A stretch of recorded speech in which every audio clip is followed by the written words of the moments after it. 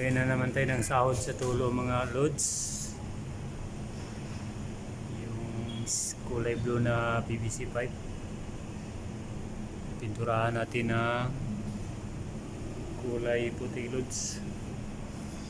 Tapo lang siya doon sa drain. Ito yung taas lods, open area.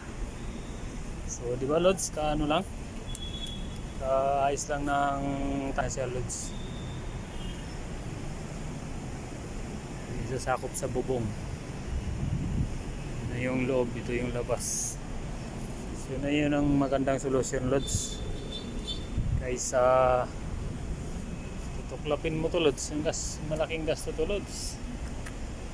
Hindi lang pag-waterproofing mo to ng buo. Hindi naman pwede na itong tapat lang yung waterproofing mo. Paano pag dito galing yung tulo tapos gumapang lang pamunta doon, klapin mo to ng buo lods, makadaan libo yung gastos mo nito lods. Yan sa baba nagawa tayo ng paraan. Paraan na natin lods ang kulay puti yung doon lods.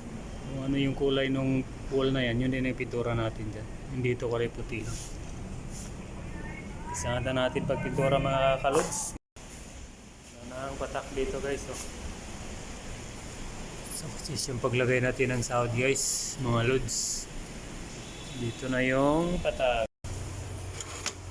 Tapon lang natin dito sa lods, drainage, floor trim.